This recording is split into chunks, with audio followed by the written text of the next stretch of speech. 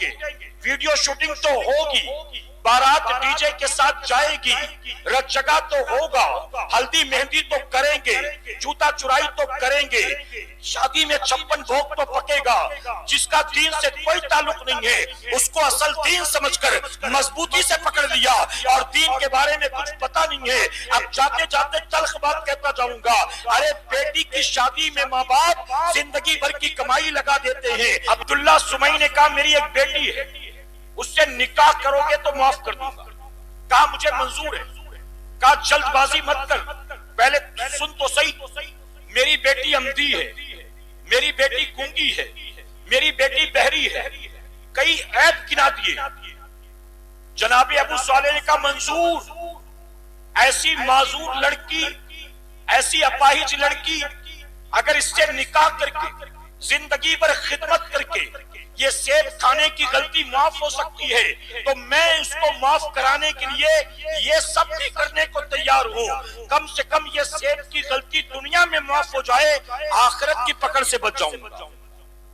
سوچئے کیسے لوگ ہوتے تھے۔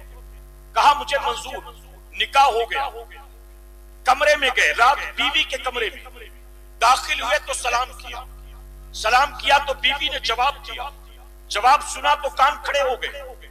سسر صاحب نے تو کہا تھا بہری ہے، پھر سن کیسے لیا؟ سسر صاحب نے کہا تھا گونگی ہے، پھر جواب کیسے دے دیا؟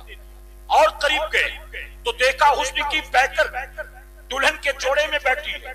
خوش نہیں ہوئے، گھبرا گئے کہ بیوی کے بارے میں جو کچھ بتایا گیا تھا اس کے اندر تو کوئی بات نظر نہیں آتی، فوراً نکل کر باہر آ گئے۔ اس کے بعد کا پورا واقعہ آپ نے سنا ہوگا۔ اے مسلمانوں، کیا آپ جانتے ہو اصل جو اس میں میسج ہے وہ کیا ہے؟ ذرا سوچئے تو صحیح۔ عبداللہ سمئی کے باغ میں ابو صالح نوکری کر رہے ہیں، 8 سال یا 10 سال نوکری کر رہے ہیں۔ اسی باغ میں ایک کونے میں عبداللہ سمئی کا مکان بھی موجود ہے اور مکان کے اندر ان کی بیٹی سیدہ فاطمہ ام الخیر بھی رہتی ہے۔ بیٹی کمرے میں موجود ہے، نوجوان ابو صالح باغ میں موجود ہے، لیکن بیٹی نے کبھی 10 سال میں جھانک کر لڑکے کی طرف نہیں دیکھا۔ ابو صالح نے گھر میں جھانک کر کبھی عبداللہ سمئی کی بیٹی کی طرف نہیں دیکھا۔ یہ بڈھا گھر میں اکیلا رہتا ہے یا اس کے بیوی بچے بھی ہیں، چلو گھر میں ذرا جھانک کر دیکھ لو۔ 8 سال یا 10 سال اسی باغ میں رہے لیکن گھر میں کبھی تانگ جھانک نہیں کی۔ اور گھر میں جو عبداللہ سمئی کی بیٹی تھی سیدہ فاطمہ، انہیں پتا تھا ایک نوجوان سید زادہ یہاں باغ میں نوکری کرتا ہے، انہوں نے کبھی باغ میں جھانک کر اس کو نہیں دیکھا۔ اے مسلمانوں، جب باپ ابو صالح کی طرح تقوی و طہارت کا پہاڑ ہوتا ہے، خوف خدا میں لرزنے والا ہوتا ہے، اور ماں سیدہ فاطمہ کی طرح شرم و حیا کی پیکر ہوتی ہے، اللہ رسول کی فرما بردار ہوتی ہے، تو ایسے ہی ماں باپ کے ملنے پر اللہ غوث اعظم جیسی اولاد عطا فرماتا۔ اور جب باپ گالیاں دینے والا ہو، آئی پی ایل دیکھنے والا ہو، جھوٹ بول کر 4 پیسے کمانے والا ہو، اور ماں سیریل دیکھنے والی، بگ باس دیکھنے والی، رت جگہ میں ناچنے والی، بے پردہ شادی میں منگنی میں نکاح میں آنے جانے والی ہو، ایسے ماں باپ کے ملنے پر نہ غازی پیدا ہوتے ہیں نہ نمازی پیدا ہوتے ہیں، یا تو یوٹیوبر پیدا ہوتے ہیں، یا تو ٹک ٹاکر پیدا ہوتے ہیں، یا تو پبجی چیمپئن پیدا ہوتے ہیں، یا تو جنگلی رمی کھیلنے والے پیدا ہوتے ہیں، یا تو ماں کو گالی دینے والے پیدا ہوتے ہیں، یا تو باپ کو جھڑکی دینے والے پیدا ہوتے ہیں۔ اسی لیے صوفیاء نے بڑی پیاری بات کہی، غور سے سننا سنیو۔ صوفیاء فرماتے ہیں باپ دیندار ہوتا ہے تو دین گھر کی دہلیز تک پہنچتا ہے، ماں دیندار ہوتی ہے تو دین آنے والی نسلوں تک منتقل ہو جاتا ہے۔ غوث اعظم 18 پاروں کے حافظ بن کر پیدا ہوئے۔ باپ کا کمال تھا کہ ماں کا کمال کس کا تھا؟ جی 7 سال کی عمر میں غوث اعظم حافظ قرآن بن گئے۔ باپ کا کمال تھا کہ ماں کا، آپ بتائیے، ارے کیسی مائیں تھی وہ، اپنے بیٹوں کو قرآن حفظ کراتی تھی۔ اور آج کی مائیں، بیٹا دسترخوان پر کھانا کھانے بیٹھے یہ بھی نہیں پوچھتی کہ ہاتھ دھویا ہے کہ نہیں دھویا ہے۔ کھانے سے بچہ کھانا شروع کر دے، ماں یہ بھی نہیں کہتی کہ بسم اللہ پڑھا کہ نہیں پڑھا۔ بسم اللہ پڑھ، کھانے کے بعد پینے کے بعد الحمدللہ کہا کہ نہیں کہا؟ کیا مائیں یہ تربیت دیتی ہیں اولاد کو؟ یاد رکھنا سنیوں، جب تک مائیں سیدہ فاطمہ ام الخیر کی طرح تھی جو قرآن پڑھ کر سوتی تھی، تو کسی ماں کی کوکھ سے عبد القادر جیلانی جیسا بیٹا 18 پاروں کا حافظ بن کر پیدا ہوتا تھا، اور کسی نیک ماں کی کوکھ سے خواجہ بختیار کاکی جیسا بیٹا 14 پاروں کا حافظ بن کر پیدا ہوتا تھا۔ جب مائیں وضو کر کے بیٹوں کو دودھ پلاتی تھی تو ماؤں کی پاکیزہ کوکھ سے سلطان الہند تائے رسول غریب نواز جیسے بیٹے پیدا ہوتے تھے۔ جب مائیں وضو کر کے اپنے بیٹوں کو دودھ پلاتی تھی تو بیٹے شیر محصول ٹیپو سلطان بنا کرتے تھے۔ اور جب مائیں آٹا گوندتے گوندتے سیریل دیکھیں گی، فلمیں دیکھیں گی، دال چاول چنتے چنتے ٹی وی سیریل دیکھیں گی، بنا دوپٹے کے دن بھر گھر میں گھومیں گے پھریں گی، جھاڑو لگائیں گے بنا دوپٹے کے، زمین پوچھیں گے بنا دوپٹے کے، آٹا گوندیں گی بنا دوپٹے کے، سالن پکائیں گے بنا دوپٹے کے، تو کیا بتائیے ایسی ماؤں کی کوکھ سے کوئی نیک بیٹا پیدا ہوگا؟ اسی لیے آج ہمارے یہاں چرسی بہت بڑھ رہی ہیں، شرابی بڑھ رہی ہیں، بے حیا بڑھ رہی ہیں، بے غیرت بڑھ رہی ہیں۔ آج سوسائٹی میں جتنی برائیاں بڑھ رہی ہیں، ان تمام برائیوں کے پیچھے اولاد ہی قصوروار نہیں ہے، بلکہ ماں باپ کا بھی 100% ہاتھ ہے۔ ایک ماں آ کر مجھ سے کہتی، حضرت یہ میں آپ کے پاس کوڑا میں پہلے بھی کہہ چکا ہوں، آج بھی سن لیں۔ ایک ماں آ کر کہتی، حضرت دعا کریے، میرا بیٹا غلط دوستوں کی صحبت میں نشہ کرنے لگ گیا۔ میں نے کہا کیا عمر ہے بیٹے کی؟ کہتی ہے 22-23 سال کا، 22-23 سال کا۔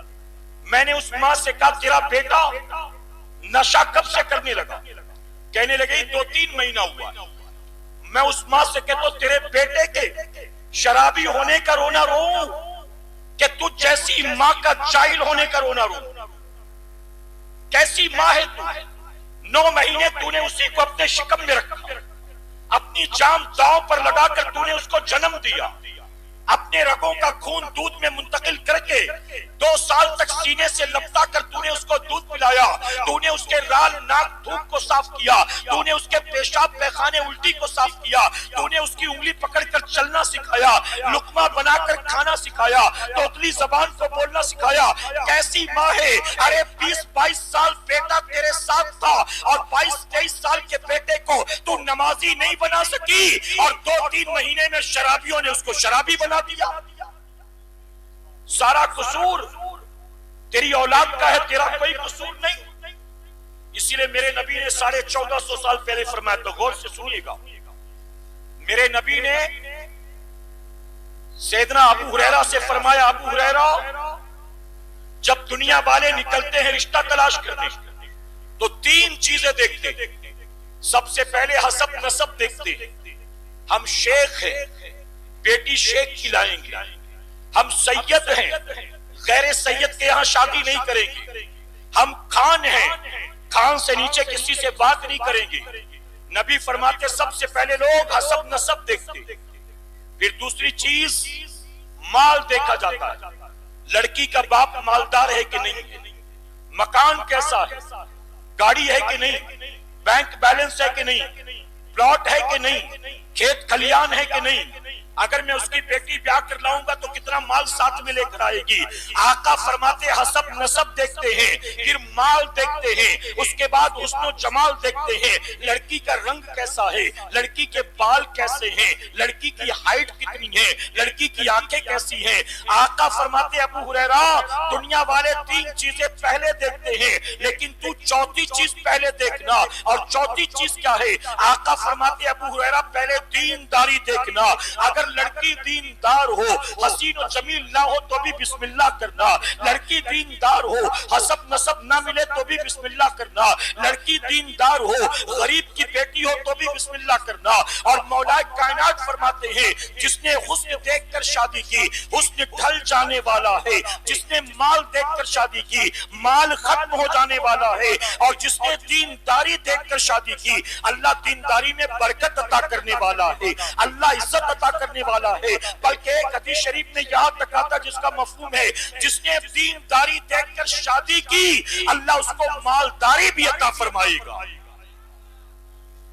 آج ہمارے یہاں شکایت کرتی ہیں مائیں، اب تھکے تو نہیں نا جی، مائیں شکایت کرتی حضرت ہم تو پھنس گئے، ابھی بیٹی کے ہاتھ کی مہندی کا رنگ چھوٹا نہیں اور آدمی 2 بار مار بھی چکا ہے، 2 بار ہاتھ اٹھا چکا ہے بیوی پر، ابھی میری بیٹی 1-1.5 مہینے ہوئے شادی ہوئی اور ساس تانا دینے لگ گئی، سسر دھمکی دینے لگ گیا، شوہر ہاتھ اٹھانے لگ گیا۔ اے مسلمانوں وجہ کیا ہے؟ آپ بہو پسند کر کے لے آئی، آپ نے اس کے اندر سب کچھ دیکھا، جانچ پرکھ کر لے آئی، اس کے باوجود بھی گھر آنے کے بعد گھر مہابھارت کا میدان بن گیا، گھر فتنے کا شکار ہو گیا، آپ کا جوان بیٹا آپ سے الجھنے لگ گیا، آپ کے ساتھ بدتمیزی کرنے لگ گیا۔ آخر وجہ کیا ہے؟ اتنا جانچ پرکھ کر لے کر آئی تھی تو لڑکی کے آتے ہی گھر خوشحال ہو جانا چاہیے تھا، تباہی پریشانی بربادی مصیبت جھگڑے کیوں آ گئے؟ تو وجہ یہ ہے تو نے رشتہ تلاش کیا دنیا والوں کے اعتبار سے، اور آقا نے فرمایا دنیا داروں کی طرح تو نے رشتہ دیکھا، اگر دنیا داروں کی طرح نہ دیکھتا، اپنے نبی کے فرمان پر عمل کرتا تو میں ذمہ داری کے ساتھ کہتا ہوں لڑکی کالی کلوٹی ہوتی، لڑکی غریب کی بیٹی ہوتی لیکن نمازی ہوتی، شرم و حیا کی پیکر ہوتی، قرآن کی تلاوت کرنے والی ہوتی، اپنے ماں باپ کی عزت کرنے والی ہوتی، اس غریب کی بیٹی کو بیاہ کر اپنے گھر لاتے، یقیناً اس کے قدم آپ کے گھر پڑتے، اللہ آپ کے گھر کو جنت کا نمونہ بنا دیتا۔ لیکن آپ نے دینداری نہیں دیکھی، دنیا داری دیکھی۔ اب میں اپنی ماؤں کے لیے ایک بات درس کروں گا، توجہ ہے نا آپ سب کی، غور سے سنیے۔ آج ہمارے یہاں لوگ پردہ نہیں کرتے، جبکہ یاد رکھنا سنیوں، یہ ہماری بہنیں سن لے غور سے، لڑکا جب بالغ ہو نا، لڑکا بالغ ہو تو بالغ ہوتے ہی اس پر ایک چیز فرض ہو جاتی اور وہ ہے 5 وقت کی نماز۔ کیا ہے جی؟ جن کو معلوم ہے بولیں، جن کو نہیں معلوم وہ بھی سن لیں اور زور سے بولیں۔ لڑکا جیسے بالغ ہوا، 11.5 12 13 سال کا ہوا، نماز فرض ہوا۔ لیکن لڑکی جب بالغ ہوئی تو لڑکی کے بالغ ہوتے اس پر 2 چیزیں فرض ہو جاتی۔ سب سے پہلی چیز پردہ اور دوسری چیز نماز۔ سب سے پہلی چیز کیا ہے؟ پردہ اور پھر نماز۔ اور پردہ بھی کیسا؟ کہا کہ عورت اتنی بلند آواز سے قرآن نہ پڑھے کہ کوئی غیر محرم سن سکے، پڑوسیوں کو آواز سنائی دے، راہ چلتے کسی مسافر کو آواز سنائی دے، اتنی بلند آواز سے عورت کو قرآن کی تلاوت کی اجازت نہیں ہے۔ پھر عورت مائک پہ آ کے نعت شریف پڑھے، ثواب ملے گا اس کو؟ کیا قرآن کی تلاوت سے افضل ہے نبی کی نعت پڑھنا؟ پھر کیمرے کے سامنے آ کر پڑھے، علماء کی موجودگی میں پڑھے، کیا ثواب ملے گا اس کو؟ میرے نبی نے فرمایا عورت کا صحن میں نماز پڑھنے سے بہتر ہے کہ وہ اندر والے کمرے میں نماز پڑھے، اور اندر والے کمرے میں بھی پڑھے تو کیسے؟ کہا گیا ایک عورت جب نماز کے لیے کھڑی ہو تو اس کی کلائی، چہرے کی گولائی، دونوں پاؤں کے پنجے یہ کھلا رہ سکتا ہے، علاوہ اس کے پورا جسم ڈھکا ہو، اور کیسا ڈھکا ہو؟ کہا گیا سر پر دوپٹہ ایسے لپیٹے کہ باہر چوٹی نہ لٹک رہی ہو، 2-4 بال پیشانی پر نہ لٹک رہے ہوں، بلکہ اس نے پورے بال لپیٹ لیے، لیکن دوپٹہ پتلا تھا اور پتلے دوپٹے سے بالوں کی رنگت دکھائی دے رہی تھی کہ اس کے سر کے بال کالے ہیں یا اس کے سر کے بال سفید ہیں یا اس نے بالوں میں مہندی لگا رکھا ہے۔ تو اگر بال کی رنگت دکھائی دے، چوٹی اور بال نہیں، اگر نماز میں کھڑی ہو بندی رب کے حضور اور دوپٹہ لپیٹنے کے بعد بھی اس کے بال کی رنگت ظاہر ہوتی ہو تو کہا گیا نماز نہیں ہوگی۔ اس نماز کا دہرانا واجب الادا ہے۔ آپ سوچے بندی رب کے حضور کھڑی ہے مصلی پر، پھر بھی اتنا پردہ ہے، جب اس پردے کی حالت میں سر کے بال کا رنگ دکھائی نہ دے ورنہ نماز نہیں ہوگی، تو کیا اس عورت کو بال کھول کر رچگے میں ناچنے کی اجازت ہوگی؟ 10 محرم کو یہی عورت بال کھول کے تازیہ دیکھنے جائے، اس کو ثواب ملے گا۔ یہی عورت انگلی پکڑ کے اسکول میں جائے ٹیچر سے میٹنگ کرنے کے لیے، بچے کی انگلی پکڑ کے اسکول میں ٹیچر سے میٹنگ کرے، کیا شریعت نے اس کی اجازت دی ہے؟ میرے پیارے آقا کے پیروانوں، آج 2-2.5 میٹر کا دوپٹہ ہماری قوم کی بچیوں سے اٹھایا نہیں جاتا۔ دوپٹہ کب اوڑھتی ہے؟ جب اذان شروع ہوئی تو دوپٹہ اوڑھا، علاوہ اس کے دن بھر بنا دوپٹے کے، جھاڑو لگانا ہے تو پہلے دوپٹہ ہٹاؤ، زمین پوچھنا ہے تو پہلے دوپٹہ ہٹاؤ، آٹا گوندنا ہے تو پہلے دوپٹہ ہٹاؤ، برتن دھونے ہیں تو پہلے دوپٹہ ہٹاؤ۔ یاد رکھنا یہ مسلمان عورتیں جیتے جی 2-2.5 میٹر کا 100-150 گرام کا دوپٹہ اپنے سر پر رکھنے کو تیار نہیں ہے۔ 2-2.5 میٹر کا کاٹن کا دوپٹہ ان کو پہاڑ معلوم دیتا ہے۔ آج تم دوپٹہ نہیں اوڑھتی ہو، لیکن مرنے کے بعد جب تمہیں 22 گز کے کپڑے کے لٹے میں لپیٹا جائے گا اور لپیٹ کر قبر میں ڈالا جائے گا، 2 میٹر کا دوپٹے کا بوجھ نہیں اٹھا پاتی، 22 گز کے لٹے کا بوجھ کیسے قبر میں اٹھائے گی؟ صوفیہ فرماتے ایک عورت جو بے پردہ گھومتی ہے نا، یہ منہ کھول کر یہ شادی میں جا رہی آ رہی ہے بنا نقاب بنا دوپٹے کے، یہ تو اب میری مجبوری ہے۔ یہ عورتیں بیٹھی ہوئی چہرے کھلے ہوئے، غور سے دیکھوں تو نہ جانے کتنوں کے سر بھی کھلے ہوں گے، میں اس طرف نظر ہی نہیں کرتا، ورنہ الحمدللہ 33 نعمت کے دور پر بتاؤں یہ تو مجبوری ہے کہ آپ کے ان علاقوں میں آتے آتے آتے آتے میں بھی یوزڈ ہو گیا اور میں یہ سب اگنور کرنے لگ گیا، ورنہ پہلے کہیں ایسی محفل میں جانا ہوتا میں انتظامیہ سے کہتا پہلے یہاں پورا پردہ لگاؤ پھر میں تقریر شروع کروں، میں تقریر ہی نہیں کرتا۔ پھر میری قوم نے کیا کیا جانتے ہو؟ میری قوم نے پردہ لگانے سے آسان تھا کہ یار ان کو بلایا ہی مت، ان کو مت بلاؤ چلے گا، پردہ نہیں لگائیں گے، یعنی بے حیائی کریں گے، بے غیرتی کریں گے، جو اصلاح کرے گا اس کو نہیں بلائیں گے۔ یہ میری قوم کی پوزیشن۔ میرے پیارے آقا علیہ الصلوۃ والتسلیم کے پیروانوں، صوفیہ فرماتے ہیں ایک عورت جو بن دوپٹے کے زندگی بھر گھومتی پھرتی ہے، لوگوں سے مسکرا مسکرا کر ملتی ہے، اپنا چہرہ لوگوں کو دکھاتی ہے، نیم اڑیاں لباس پہنتی ہے، تنگ کپڑے پہنتی ہے، پہن کر بھی جسم کے اعضاء ظاہر ہوتے ہیں۔ صوفیہ فرماتے جب وہ مر جاتی ہے اور مرتے وقت اس کو کفن میں لپیٹا جاتا ہے تو آپس میں فرشتے آپس میں دیکھ کر مسکراتے ہیں اور ایک دوسرے سے کہتے ہیں یہ دیکھو جو زندگی بھر بے پردہ گھومتی رہی اب لوگ اس کو پردے میں قبر میں اتار رہے ہیں، زندگی بھر تو جیتے جی کبھی پردہ نہ کیا اب اس کو پردے میں لپیٹ رہے ہیں۔ جانتے فرشتے کیا کہتے ہیں؟ فرشتے کہتے ہیں زمین والوں ارے 22 گز کا لٹھا نہیں، اگر پوری زمین کے کپڑے میں لپیٹ دو تو بھی تم اس بے حیا کو جہنم سے نہیں بچا سکتے۔ معراج کی رات آپ جانتے ہیں، اگر میں اس کو بیان کروں نا بہت تفصیلی حدیث، بہت لمبی حدیث شریف، بہت وقت چاہیے، مختصر کو خاتون جنت مولا علی کرم اللہ وجہ الکریم یہ دونوں ملاقات کرنے آئے حضور صلی اللہ علیہ وسلم۔ جب حضور کے پاس آئے تو دیکھا حضور صلی اللہ علیہ وسلم رو رہے تھے، اتنا رو رہے تھے کہ سسکیاں بن گئی۔ جب دونوں نے دیکھا تو وہ بھی زاروں قطار رونے لگے، پھوٹ پھوٹ کر روئے۔ جب کچھ تسلی ہوئی تو خاتون جنت نے عرض کیا بابا آپ اتنا کیوں رو رہے تھے؟ گھر میں آپ کے سوا دوسرا کوئی نہیں ہے، کیا ہو گیا، کیوں رو رہے تھے؟ تو میرے نبی فرماتے ہیں اے فاطمہ معراج کی رات میں نے اپنی امت کی عورتوں کو جہنم میں جلتا ہوا دیکھا، جب بھی مجھے وہ عورتیں یاد آتی ہیں نا میں رونے لگتا ہوں۔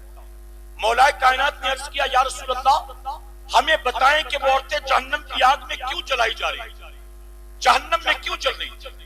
میرے نبی فرماتے میں نے ایک عورت کو دیکھا، اس کو جہنم میں سر کے بالوں کے بل لٹکایا گیا، نیچے سے فرشتے آگ کا عذاب دیتے، ایک عورت کو اس کے پاؤں کے بل لٹکایا گیا یعنی الٹا لٹکایا گیا، نیچے سے فرشتے آگ کا عذاب دیتے، ایک عورت کو اس کے سینے کے بل لٹکایا گیا، نیچے سے فرشتے آگ کا عذاب دیتے ہیں۔ مولا کائنات نے عرض کیا آقا ان عورتوں پر عذاب کیوں ہوتا تھا؟ اب میری مائیں بہنیں سن لیں، میں نے کہا نا بہت لمبی حدیث ہے، میں مختصراً صرف آپ کو بتاتا ہوں۔ میرے آقا فرماتے میں نے جب یہ سوال جبرائیل سے کیا، جبرائیل ان عورتوں کو عذاب کیوں ہوتا ہے؟ اگر گناہ ایک ہے عذاب ایک ہی ہونا چاہیے، تو جبرائیل علیہ السلام نے عرض کیا نہیں یا رسول اللہ، یہ آپ کی امت کی عورتیں ہیں جو دنیا میں بال بکھیر کر نکلتی تھی، اپنے کالے گھنے لمبے بالوں پر ناز کرتی تھی اور دنیا میں کھول کھول کر پھرا کرتی تھی، ان کو جہنم میں بالوں کے بل لٹکایا جائے گا۔ اور جو ایسے کپڑے پہنتی تھی کہ کپڑے پہننے کے بعد بھی ان کے ہاتھ پاؤں دکھائی دیتے تھے، یا تو کپڑا پتلا ہوتا تھا یا تو لیگن پہن لیا، ٹائٹ کپڑا پہن لیا، پہن کر بھی پورے جسم کا ابھار ظاہر ہے، ان کو پیروں کے بل لٹکایا جائے گا۔ اور جو نیم اریاں لباس پہنتی تھی اپنے سینے لوگوں کو دکھاتی تھی، ان کو سینے کے بل لٹکایا جائے گا۔ اے سرکار مدینہ کے پیروانوں، پتہ چلا دنیا میں جسم کے جس اعضا کی تم نمائش کرو گی اسی اعضا کے ذریعے تمہیں جہنم کی آگ میں لٹکایا جائے گا۔ اب سنو دلی کا واقعہ، دلی کی سرزمین پر ایک بزرگ گزرے جن کا نام ہے نظام الدین دہلوی رحمت اللہ علیہ۔ یہ محبوب الہی نہیں، یہ دوسرے بزرگ نظام الدین دہلوی رحمت اللہ علیہ۔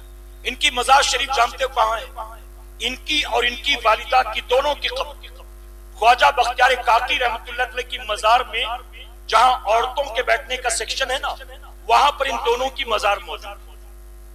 ایک مرتبہ دلی میں بارش نہیں ہو رہی تھی، یہ میری ساری باتیں بہنوں کے لیے۔ ایک مرتبہ دلی میں قحط پڑا، بارش نہیں ہو رہی، لوگ ایک ایک قطرے پانی کو ترس رہے تھے، دعائیں کر کر کے تھک گئے، جانوروں کو پانی دینا بند کر دیا تاکہ انسانوں کے کام آئے۔ جانور پیاس سے تڑپ تڑپ کر مرنے لگے۔ آخرکار جب سب لوگ یہ سمجھ گئے اب بچنا مشکل ہے، تو آئے نظام الدین دہلوی رحمت اللہ علیہ کی بارگاہ میں۔ توجہ ہے نا آپ کی؟ نظام الدین دہلوی رحمت اللہ علیہ کی بارگاہ میں آ کر کہتے حضور ہم نے تو اپنی کوششیں کر لی پھر بھی بارش نہیں ہوئی، آپ اللہ کے ولی ہیں دعا کریں، اگر بارش نہیں ہوئی تو ہم سب مارے جائیں، بیوی بچے مارے جائیں۔ اب جانتے ہو ولی نے کیا کیا؟ مصلی نہیں بچھایا، تعویذ نہیں لکھی، یہ نہیں کہا جاؤ بکرا لے کر آؤ، مرغا لے کر آؤ، زعفران لے کر آؤ، ڈورے ناڑے دھاگے لے کر آؤ، کچھ بھی نہیں، اپنے گھر میں چلے گئے۔ مرحومہ والدہ کا کمرہ تھا، ماں کا انتقال ہو گیا، جہاں ماں کے کپڑے رکھے تھے نا، اپنی والدہ کے کپڑوں میں سے دوپٹے کا ایک دھاگا نکالا، ایک دھاگا دوپٹے کا نکالا، واپس آئے۔ لوگ حیران تھے کہ آخر کریں گے کیا؟ باہر آنے کے بعد کھلے آسمان کے نیچے کھڑے ہو گئے، دوپٹے کا دھاگا اٹھا کر کہتے ہیں اے اللہ یہ تیری اس پاک دامن با حیا با پردہ بندی کے دوپٹے کا دھاگا ہے جس کے سر کے بالوں کو بنا دوپٹے کے کبھی اس کے بیٹے نظام الدین نے نہیں دیکھا تھا۔ اے اللہ اسی دھاگے کے وسیلے سے دعا کرتا ہوں آسمان سے بارش نازل کر۔ تاریخ میں آتا ہے ابھی ہاتھ نیچے نہیں آئے تھے، بادل عمر دھمڑ کر آئے اور پورے دلی میں بارش شروع ہو گئی۔ اے سنیوں میں وہ ماں کہاں سے لاؤں کہ جس ماں کے دوپٹے کا دھاگا آسمان سے بارش کے نزول کا وسیلہ بنتا۔ میں وہ بیوی کہاں سے لاؤں جو بیوی اپنے آپ کو حاکم نہیں اپنے شوہر کی کنیز سمجھتی اور شوہر کی خدمت میں سب کچھ قربان کر دیتی۔ ایک ولی ہے کئی دنوں سے کھانے پینے کا سامان گھر میں ختم، کئی دنوں سے بیوی بھی بھوکی خود بھی بھوکے، تھکے تو نہیں نا، دونوں میاں بیوی بھوکے۔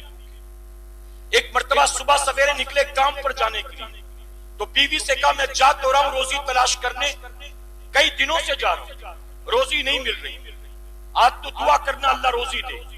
تو جانتے ہو بیوی نے کیا کہا؟ بیوی نے کہا میں دعا تو روز کرتی ہوں لیکن میں جہاں آپ کے لیے روزی کی دعا کرتی ہوں وہی میں یہ بھی دعا کرتی ہوں کہ اللہ میرے شوہر کو حرام روزی سے بچا دے، میرے شوہر کو حرام روزی سے۔ شوہر کی آنکھ میں آنسو بھر آئے، شوہر نے کہا میں اپنی بھوک تو برداشت کر سکتا ہوں تیری بھوک مجھ سے دیکھی نہیں جاتی، آج جہاں سے ہو جیسے ہو کچھ نہ کچھ تیرے لیے لے کر آؤں گا۔ تو بیوی روتے روتے پاؤں پکڑ لیتی ہے اور پکڑ کر کیا کہتی جانتے ہو؟ کہتی ہے میں بھوکی مرنا تو گوارا کر سکتی ہوں، حرام کا لقمہ کھانا گوارا نہیں کر سکتی ہوں، اس کی وجہ کہ اگر آپ نے مجھے حرام کا لقمہ کھلا دیا، آگ کی پیٹ کی آگ تو بجھ جائے گی لیکن جہنم کی آگ کا کیا ہوگا؟ میں دنیا میں پیٹ کی آگ برداشت کر سکتی ہوں، جہنم کی آگ نہیں برداشت کر سکتی۔ میں کہاں سے لاؤں وہ بیوی؟ بتاؤ کہاں سے لاؤں؟ آج تو بیویاں کہتی اس سال بہت سی شادی ہے، 8-10 نیا جوڑا سلانا پڑے گا۔ میری بہن کو اس کے آدمی نے کتنا زیور بنوا دیا، اور تم نے جو شادی میں دیا تھا اس کے علاوہ تم نے آج تک ایک کانچ کی چوڑی نہیں دلوائی مجھے۔ بتائیے ہے کہ نہیں؟ بیویاں تانے دیتی، بیویاں شوہروں کو باتیں سناتی۔ ذرا دیکھو خاتون جنت کی زندگی، 2 واقعات بتاؤ خاتون جنت زندگی کا آخری وقت، خاتون جنت بستر پر ہے، اپنے شوہر مولا کائنات سے کہتی علی میں آپ سے جاننا چاہتی ہوں کہ آپ مجھ سے راضی ہیں کہ ناراض؟ حضرت علی نے کہا فاطمہ یہ کیسا سوال، میں کیا تجھ سے کبھی ناراض ہوا؟ کیا میں نے تجھے ڈانٹا؟ میں نے تجھ سے بات چیت بند کر دی؟ کیا میرا رویہ بدل گیا؟ فاطمہ یہ سوال تو نے پوچھا کیسے؟ تو جانتے ہو خاتون جنت کیا کہتی؟ کہتی نہیں علی آپ نے ڈانٹا نہیں، آپ نے بات چیت بند نہیں کی، آپ کا رویہ بھی نہیں بدلا، پھر بھی میں جاننا چاہتی ہوں آپ مجھ سے راضی ہیں کہ ناراض ہیں؟ حضرت علی نے کہا فاطمہ تو یہ کیوں پوچھتی ہے؟ اس کے پوچھنے کی وجہ کیا ہے؟ تو جانتے ہو خاتون جنت جنتی عورتوں کی سردار، وہ کہتی ہے میرے بابا نے آخری وقت میں مجھ سے کہا تھا اے فاطمہ جب تم مجھ سے آ کر ملنا تو اس حال میں ملنا کہ تیرا شوہر علی تجھ سے راضی ہونا چاہیے۔ اللہ اکبر! اے سرکار مدینہ کے پہلوانوں، جن کو اللہ کے حبیب نے دنیا میں جیتے جی صرف جنت کا مزدہ نہیں جنتی عورتوں کی سرداری عطا کر دی، وہ بھی فکر کرے میرا شوہر راضی ہے کہ ناراض ہے۔ اور ہمارے گھر کی عورتوں کو فکر ہے ابا راضی ہے کہ نہیں، اماں راضی ہے کہ نہیں، شوہر راضی ہے کہ نہیں۔ میں ان تمام عورتوں سے کہنا چاہوں گا سن لو، اے میری قوم کی خواتین، خاتون جنت کی کنیزوں، اسلام کی مقدس شہزادیوں، سن لو، اگر تم سے پوری کائنات راضی ہو لیکن تمہارا شوہر تم سے ناراض تو پوری کائنات مل کر بھی تمہیں جنت میں داخل نہیں کرا سکتا۔ بلکہ میرے نبی نے فرمایا، میرے آقا فرماتے ہیں ایک عورت جو اس حال میں رات کرے کہ اس کا شوہر اس سے ناراض ہو، اس عورت پر رات بھر اللہ اور اس کے فرشتے لعنت بھیجا کرتے۔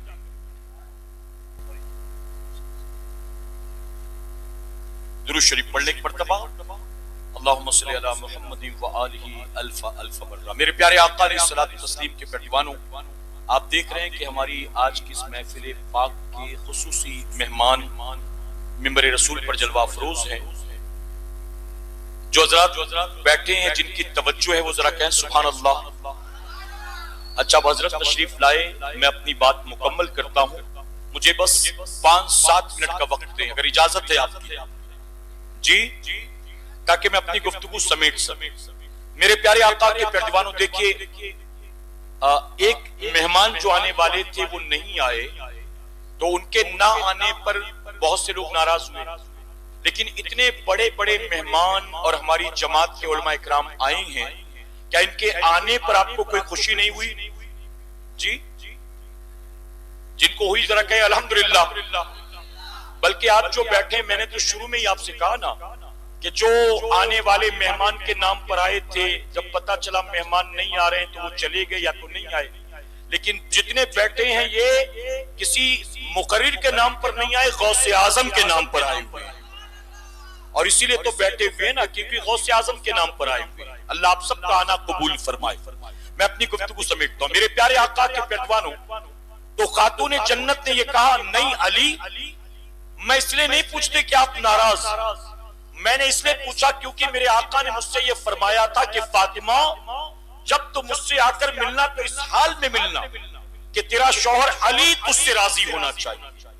اور حدیث شریف میں آتا ہے جو عورت اس حال میں رات کرے کہ اس کا شوہر اس سے ناراض ہو، اس عورت پر رات بھر اللہ اس کے فرشتے لعنت بھیجا کرتے. اور دوسری جگہ پر آیا میرے آقا فرماتے جو عورت اس حال میں رات کرے، رات اس حال میں گزارے کہ اس کا شوہر اس سے راضی ہو، تو اس عورت کے لیے جنت کے 8 دروازے کھول دیے جاتے ہیں. 8 دروازے. اب ہماری ماں بہنوں بچیوں کو چاہیے کہ وہ اپنے اندر دینی جذبہ پیدا کرنے کی کوشش کرے، اور آج کی اس محفل پاک میں جو کچھ سیکھا ہے اس پر عمل کرنے کی کوشش کرے. کہیں انشاءاللہ. اب آخری بات، کنکلوژن کیا ہے پوری تقریر کا؟ حضور غوث اعظم ماں کی کوکھ سے 18 پاروں کے حافظ بن کر پیدا ہوئے. 7 سال میں حافظ قرآن ہو گئے. 18 سال کی عمر تک شہر جیلان کے مختلف مدارس میں مکاتب میں آپ نے علم دین حاصل کیا. 18 سال کے ہو گئے تو حصول علم کے لیے بغداد شریف تشریف لے گئے. بغداد میں مدرسے عربیہ نظامیہ میں 8 سال تک تعلیم حاصل کی. جیلان کے 18 اور بغداد شریف کے 8 کتنا ہو گیا ٹوٹل؟ جی 26 سال. کتنے ہو گئے؟ جو ماں کی کوکھ سے ولی بن کر پیدا ہو وہ 26 سال تک دین سیکھے. اور غوث اعظم کے نام لیواؤں کی پوزیشن کیا ہے؟ ماں کی کوکھ سے انگوٹھا چھاپ پیدا ہو اور قبر میں بھی انگوٹھا چھاپ چلے جائے. 3 4 بچوں کے باپ بن گئے. غسل کا طریقہ ہی معلوم نہیں. شادی ہو کر 18 سال ہو گئے، بیوی کے حقوق ہی معلوم نہیں. 38 سال کا جوان ہو گیا، ماں باپ کا حق کیا رکھا رب رسول نے پتہ ہی نہیں. حرام حلال کی تمیز نہیں، جائز ناجائز کا فرق معلوم نہیں. شادیوں کی رسموں کو، شادی بیاہ کی رسموں کو دین سے زیادہ اہمیت ہوگی. ڈھول تو بجے گا، پٹاخے تو بم پھوٹیں گے، ویڈیو شوٹنگ تو ہوگی، بارات ڈی جے کے ساتھ جائے گی، رت جگہ تو ہوگا، ہلدی مہندی تو کریں گے، جوتا چرائی تو کریں گے، شادی میں 56 بھوگ تو پکے گا. جس کا دین سے کوئی تعلق نہیں ہے اس کو اصل دین سمجھ کر مضبوطی سے پکڑ لیا اور دین کے بارے میں کچھ پتا نہیں ہے. اب جاتے جاتے تلخ بات کہتا جاؤں گا، ارے بیٹی کی شادی میں ماں باپ زندگی بھر کی کمائی لگا دیتے ہیں، اوقات سے بڑھ کر بیٹے بیٹی کی شادی میں خرچ کرتے ہیں. لیکن ذرا بتائیے جس کا جوڑا 1.25 لاکھ کا سلایا، جس کے ہاتھ میں مہندی پر ہزاروں خرچ کیے، ویڈیو شوٹنگ پر ہزاروں خرچ کیے، جس بیٹی کو بیاہنے کے لیے، ہاتھ پیلا کرنے کے لیے تو نے لاکھوں روپے خرچ کر دیے، کیا پتا اس بیٹی کی شادی سے پہلے ماں نے اس کو بٹھایا اور بٹھا کر غسل کا طریقہ بھی سکھلایا؟ بیٹے کا جوڑا تو سلوا دیا 80,000 کا، ڈی جے بھی بک کیا، بینڈ باجا بھی، پٹاخے بھی خرید لائے، رت جگہ بھی کر لیا، سب کچھ تو نے دھوم دھام کر کے شادی کرا دی. لیکن شادی کرانے سے پہلے اپنے بیٹے کو کیا غسل کا طریقہ بتایا؟ بیوی کے حقوق بتائے؟ اے جشن غوث الورا کی محفل میں آنے والوں، محض رسم و رواج والے سنی مت بنو، محض چادر کاغر والے سنی مت بنو، محض جلسے جلوس والے سنی مت بنو، محض حلوے پراٹھے بریانی پلاؤ والے سنی مت بنو، محض نعرے اور نعتوں والے سنی مت بنو، علم والے سنی بنو، عمل والے سنی بنو. آج کی محفل کا یہی پیغام ہے. اللہ اپنے حبیب پاک کے صدقے سب سے پہلے مجھے، اس کے بعد آپ سب کو عمل کی توفیق عطا فرمائے. درمیان گفتگو مجھ سے جانے انجانے میں کوئی غلطی خامی رہ گئی، آپ سب کو گواہ بنا کر سچے دل سے توبہ کرتا ہوں. رب میری توبہ قبول فرمائے اور ہماری آج کی اس محفل کو میرا کریم قیامت میں ہم سب کے لیے، ہمارے والدین کے لیے بخشش اور نجات کا سبب بنائے. وما علینا الا البلاغ. میرے پیارے آقا کے پیروانوں، مجھے نماز پر بھی کچھ بات عرض کرنا تھا لیکن وقت مکمل ہوا. میں مفتی صاحب قبلہ سے ادباً گزارش کروں گا کہ حضرت اس کو ضرور ذہن میں رکھیں اور لوگوں کی نماز کے اعتبار سے اصلاح کرنے کی کوشش کریں. اللہ ہم سب کو نماز پنجگانہ کی توفیق عطا فرمائے. وما علینا الا البلاغ. السلام علیکم.